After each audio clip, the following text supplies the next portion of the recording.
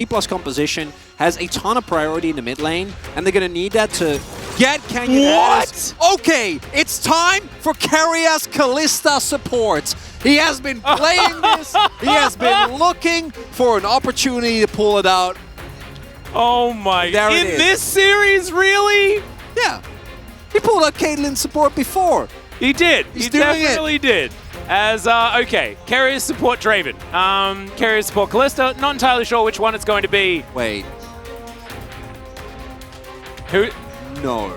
No, it's going to be It's carriers. got to be the Kalista support. As let's talk about the Dplus comp first, because they make a lot of sense. It's very straightforward. You have a ton of prio in mid.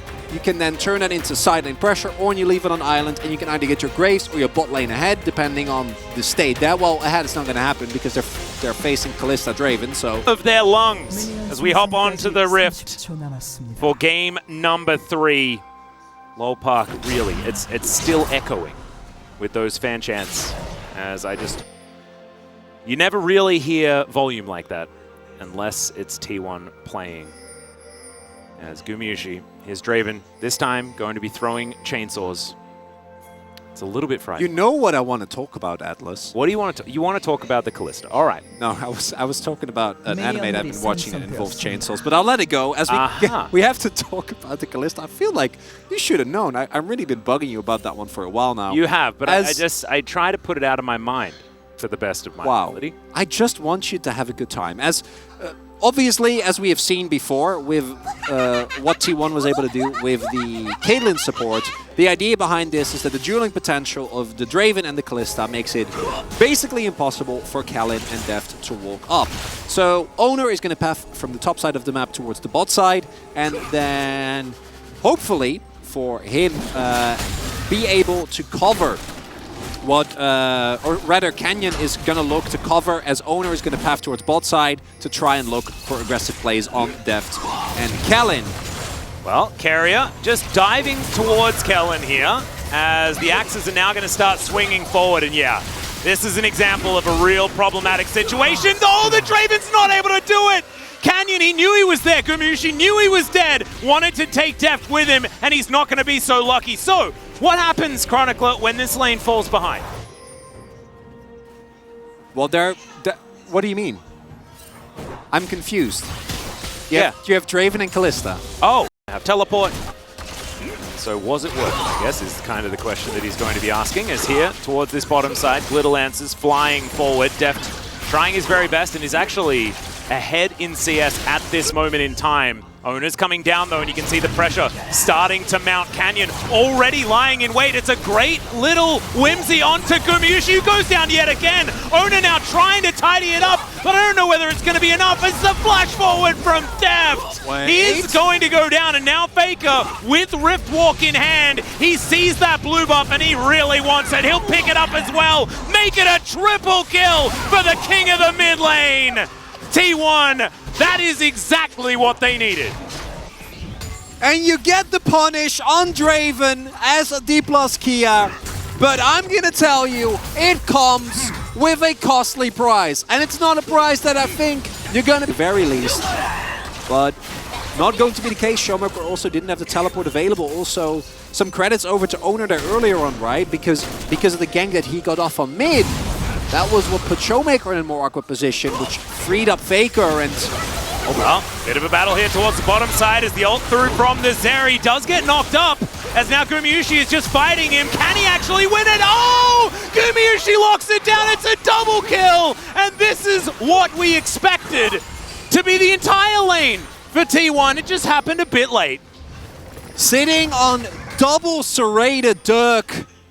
A power spike that, unfortunately, a lot of people are not going to be able to contest with Canyon looking for a cross map desperately, but not going to get anything. Zeus not going to get caught this time around. Owner also in, because Carry Out with this Umbral Glaive is going to deny so much of what you're going to be able to see. And I want to remind everyone is, hold up. Yep, Deft is going to skate in. Carrier taking so much damage, he's just dead. The Ornhorn was there just to celebrate. I think it was, yeah, I think that it was just a song that time around. Ooh, good TP here. I was about to say, Kana is going to make his way towards the mid lane as well, so Faker is going to get, at the very least, a play, but this is a cannon wave, so hopefully Kana will be able to at least get a little bit here as, ooh, might be even a second play for Faker.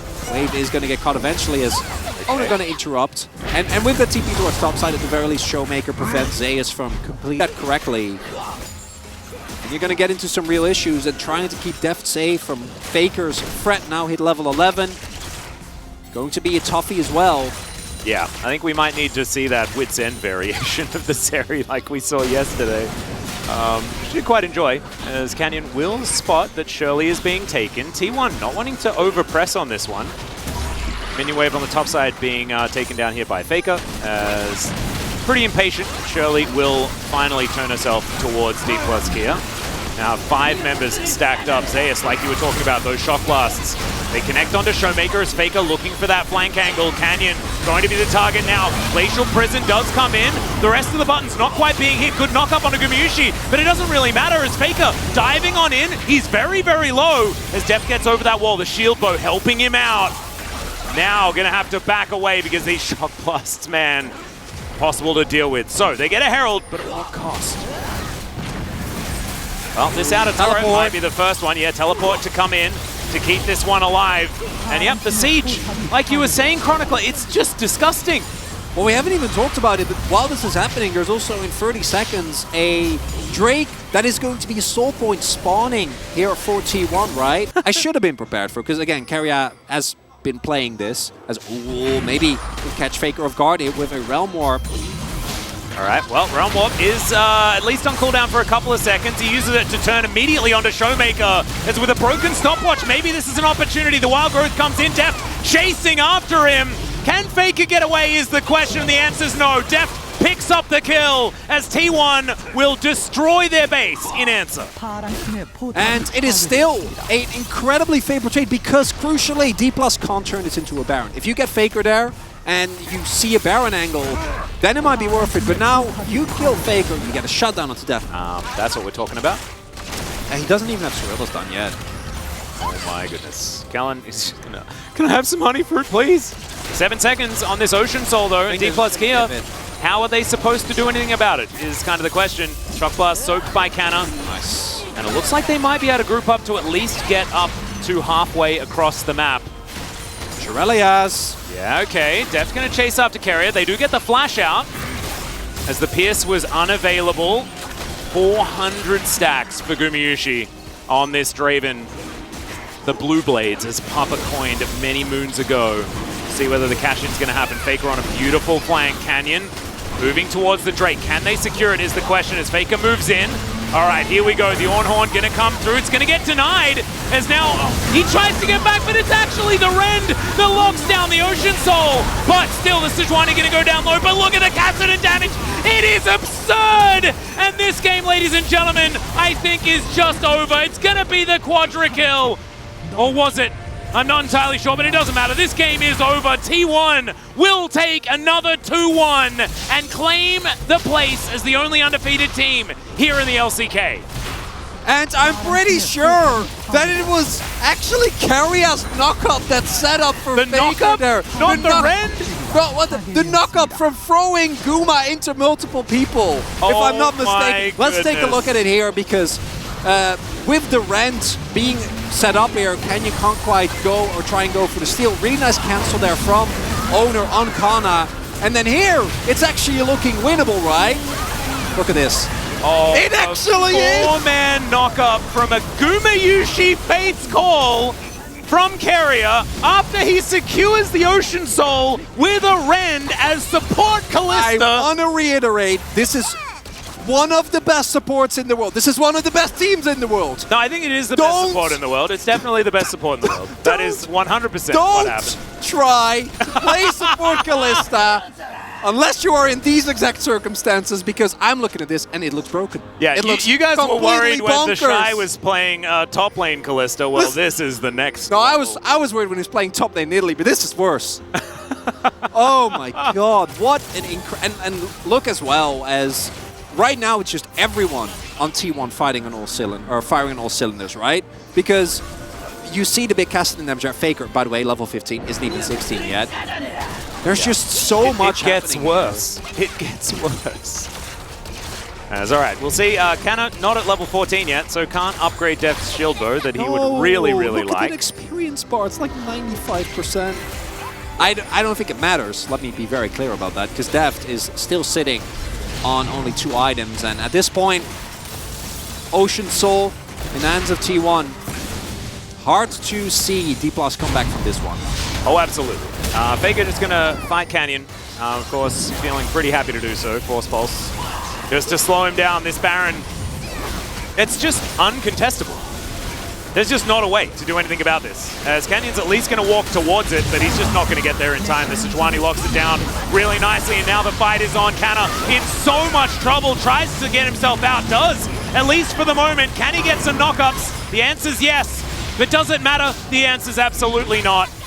As Shock Blaster comes through, Canyon trying to dash his way out. Faker has about 1 trillion dashes available to himself. The Ornn goes down first, is now Deft, trying to get damage where he can. But Jace has already managed to take down yet another target. Deft is just being forgotten as he pushes down this lane. T1, they are turning towards the one open avenue to a game victory. And you like to see it. Eyes on the prize as Canyon just chased all the way to his fountain. He may not even be able to do that, as now Deft is bearing down the wrong direction here towards T1, who are just taking all of his stuff. Oh, Showmaker just thrown into the blender. Speaking of which, Gumayushi now under the turret. He's going to die, but so is Deft, and the game is now done. T1 will wrap it up 2-1. This series really had it all. We had Baron flips, we had Faker pulling out the Kassadin, finally be allowed to play that again. We had support Kalista debut in what was a very possible preview, the most likely preview I might add,